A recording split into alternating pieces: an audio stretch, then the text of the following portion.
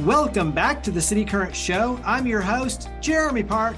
We're always honored to bring you inspiring stories of individuals and organizations making a difference, empowering the good. And we're honored to be with Jacqueline McDonald, president of the board of Tennessee Action Council. How are you doing? I'm doing great. I really appreciate you having us on today. Absolutely. So we're going to dive deep into one of the initiatives, but let's start with a little bit of history and context overall. So give us some history, give us some context for Tennessee Action Council. Yeah, so Tennessee Action Council is a nonprofit here in Middle Tennessee, and we basically have two missions. Our first mission, which is what really drove this organization, is called Project Life for Tennessee, where we put mobile ultrasound units in the hands of pregnancy centers so that they can go out into the community and meet the needs of women who are experiencing unintended pregnancies.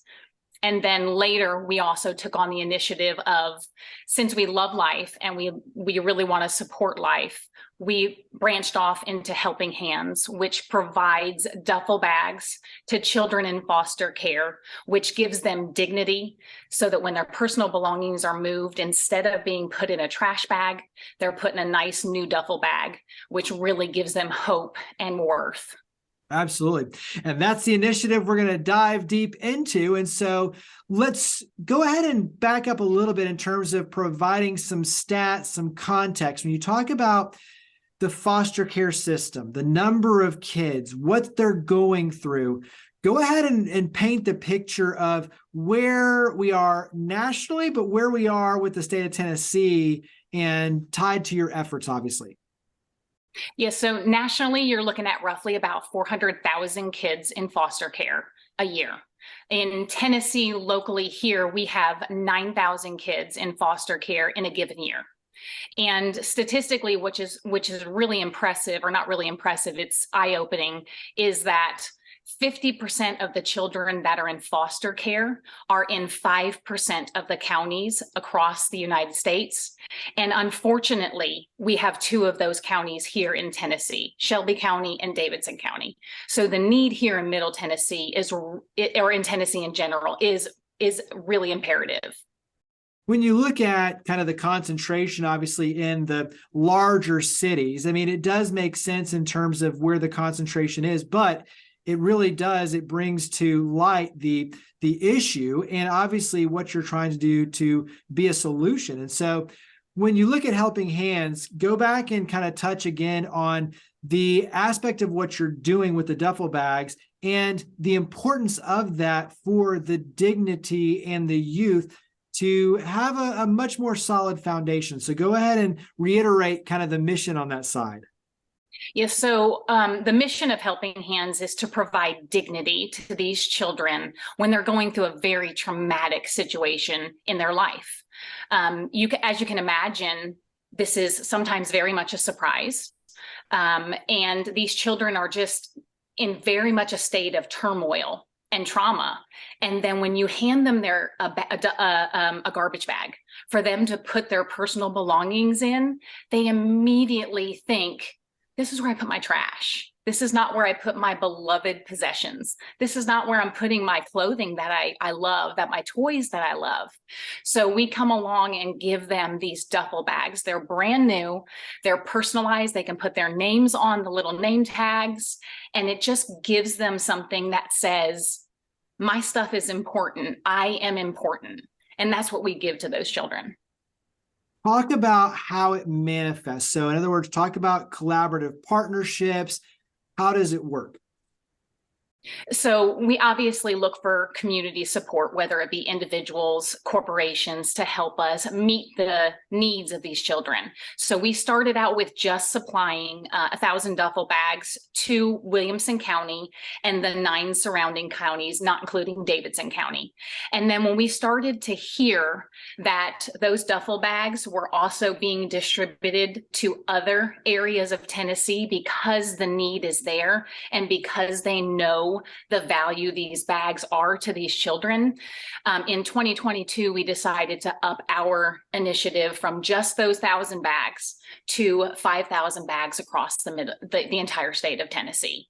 And we have had several counties come back to us and go, wow, We know we had asked for 500 of these bags, but we didn't realize the impact and the need that we have for these bags, and they have asked for more. So we've been so excited that it's been received across the state of Tennessee and that they see the need to restore dignity and give that back to those kids.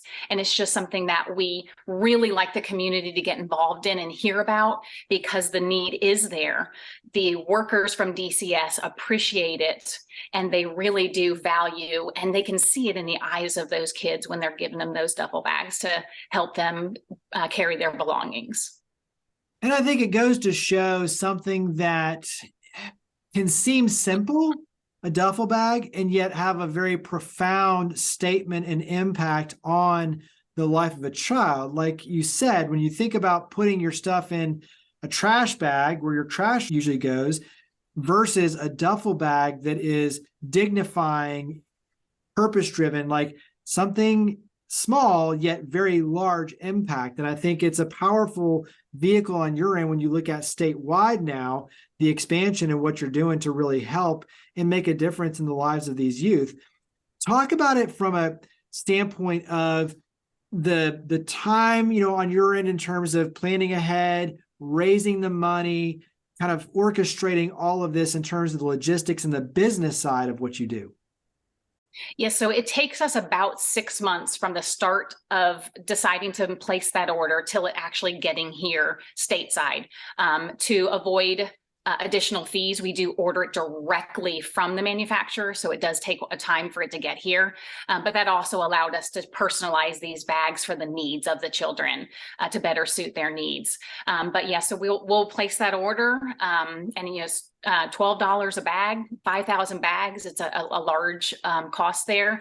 And then we typically have those 6 months to go ahead and fundraise during that time to get the funds needed to get those bags here.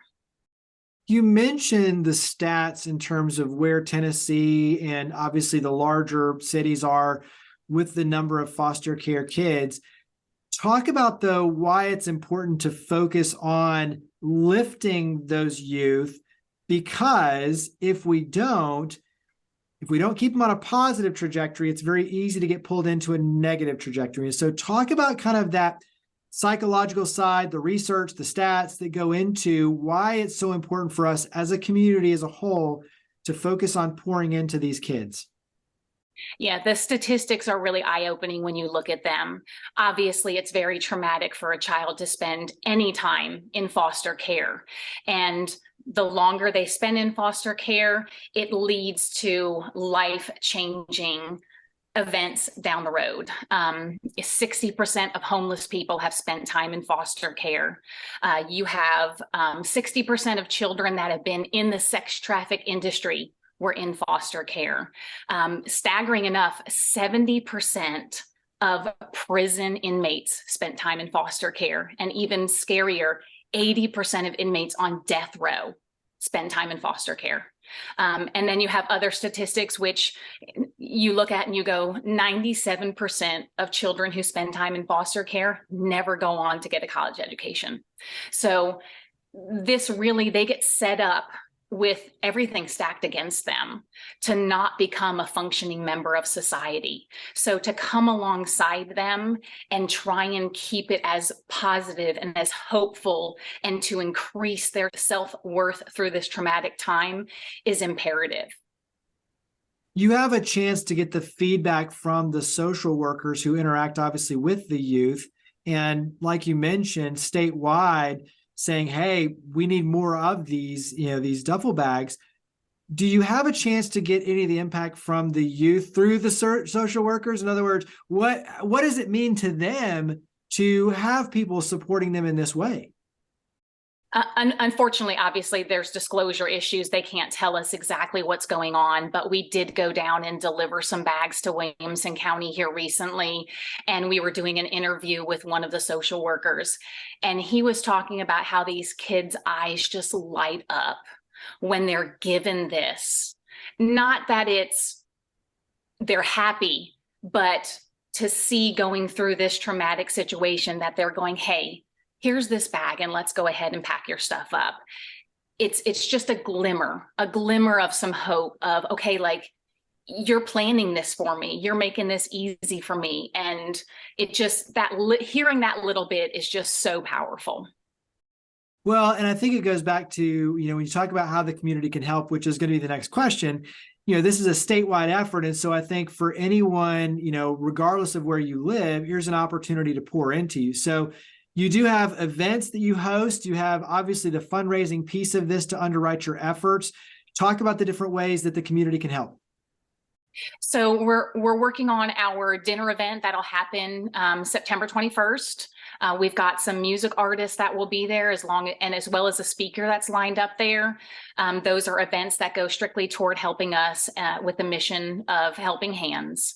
But we're also, we understand that in this time that we're in right now, that not everybody has money to throw at it. But what we're starting to come up with are just ways in which the community can reach out and help DCS in general. They're overworked. These people are working more than 40 hours a week. They're investing their time, their emotions, all of that into these kids. And to go to these different DCS locations and hear that they have storage issues or they need help cleaning and organizing donations, we're going to start putting forth some effort, and we'll start in Williamson County because that's in our backyard, to go out with them and help them really get organized with the donations so that when the children come in there and they do have a need, they can walk in and be able to pick from items that will make their lives easier and the transition easier into their foster home. How has this work changed your perspective on foster kids, the foster care system, being a change maker? How has this changed your personal perspective? I'm going to tell you something that I learned that was just, astounding to me. Typically, when it comes to Williamson County, we think about Williamson County, we are probably in the top 10 of wealthiest counties across the entire country. And when children come into foster care in Williamson County, and yes, it happens. I know we don't feel it does, but it does happen. Sometimes those children are being bused to several other counties away because we don't have foster families here in Williamson County that can meet the needs of the children here in Williamson County.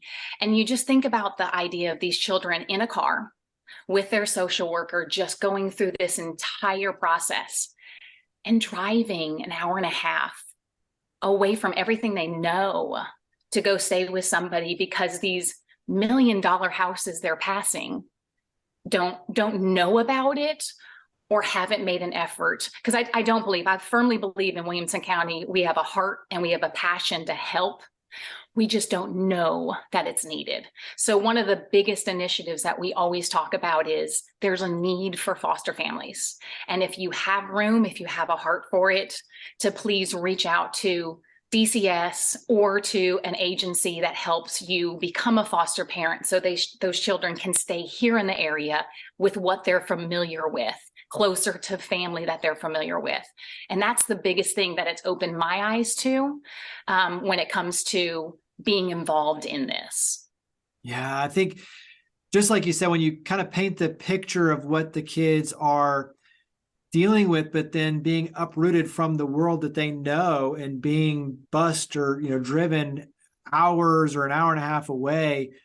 I agree. I hope more individuals, more families open their eyes to say, hey, I want to be a part of that. And I agree too. I think most people they're not aware. And if we can make them aware and open their eyes, then we can do something good about it. And that's how we start to power the good together. So give me one more thing when you talk about Helping Hands and the impact you're making. Give me one more thing you wish everyone knew. I wish everybody understood that a lot of children are being removed from their homes for reasons that are preventable. And we as a community need to come around that family and support them any way that we can to ensure that that family stays intact, so that those statistics from when that child is pulled into foster care are something that we don't even have to think about. Yeah, that's awesome. Wrap up with where we can go to learn more, to get involved. So website, social media, phone number, where would you direct us to go? The easiest place to go is just to our website. It's projectlifefortennessee.org. You can find us on Facebook as well. It's just Project Life for Tennessee, or Facebook/Project Life for Tennessee. And yeah, if you just search for us, you'll find us, and we would love to talk to you. Well, Jacqueline McDonald, President of the Board, Tennessee Action Council, thank you for all you and your amazing team do. Thank you for coming on the show. Thank you so much for having me.